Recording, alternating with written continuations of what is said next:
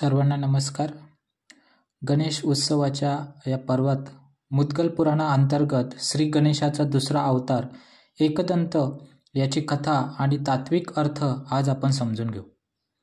मत्सरासुराचा नाश करून वक्रतुंड अवतार पुन्हा एकदा अदृश्य झाला, पण असुरी प्रवृत्ती पुन्हा वाढू लागली. यावेळी उदय झाला तो मदासुराचा.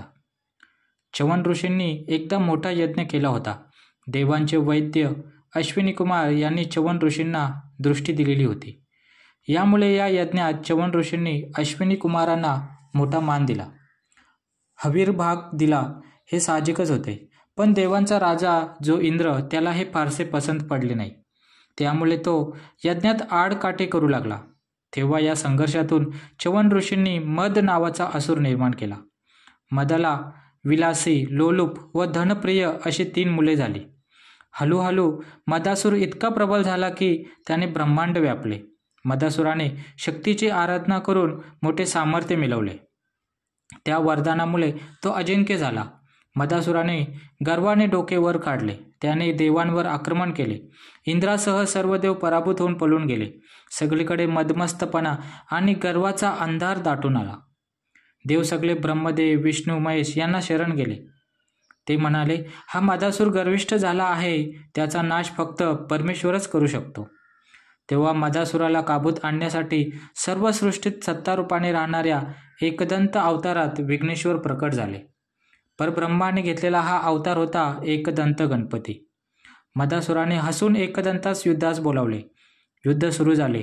असुरांची सेना प्रचंड होती, पण एकदंताने सहजपणे त्यांचा पराभव केला. त्याच्या एका दातून निघणाऱ्या तेजाने असुरांची शक्ती क्षीण झाली.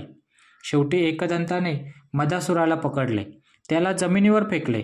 तो पराभूत झाला आणि म्हणाला, हे गणेश प्रभो, माझा अहंकार मोडला, मी शरण आलो आहे. एकदंताने त्याला आशीर्वाद दिला.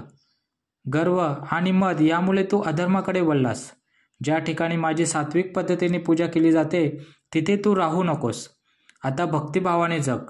गणेश भक्तांना कधीही त्रास देऊ नकोस. अशा प्रकारे मदासूर शांत झाला. ही कथा आपल्याला काय शिकवते? तर मदासूर म्हणजे अहंकार, गर्व, मद, मीच श्रेष्ठ ही भावना. मनुष्य जेव्हा थोडं ज्ञान, संपत्ती, सत्ता मिळवतो तेव्हा तो उन्मत्त होतो. हा अहंकारच खरा दुष्ट असुर आहे. कोणत्याही शक्तीच्या किंवा सत्तेच्या मागे जेव्हा माणूस लागतो आणि त्याच्या प्रयत्नात तो वाजवीपेक्षा जास्त यशस्वी होतो, तेव्हा एक प्रकारची धुंदी, गुर्मी माणसाला चढते. त्यालाच मद म्हणतात.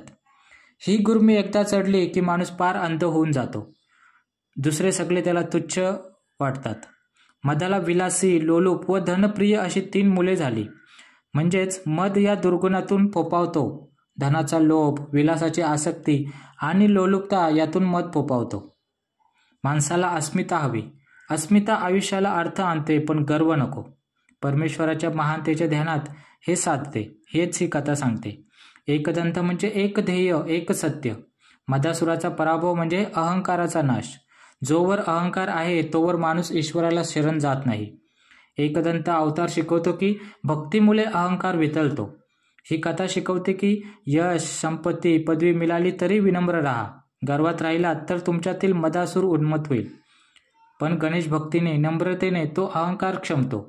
मोह आणि भुलावा यावर विवेकाने विजय मिळवता येतो. आपण जेव्हा गणपतीला एकदंताय नमः म्हणतो तेव्हा आपण प्रार्थना करतो की हे गणराया, माझ्या मनातील अहंकार तू नष्ट कर. मला एकाग्रता, विनयशीलता आणि भक्तिभाव दे. माझ्या जीवनात तुझा एकच दंत म्हणजे एकच ध्येय, ईश्वर भक्ती असो. अशा प्रकारे पुढील भागात आपण तिसरा अवतार, महोदर अवताराची कथा आणि तात्विक अर्थ समजून घेऊ. धन्यवाद.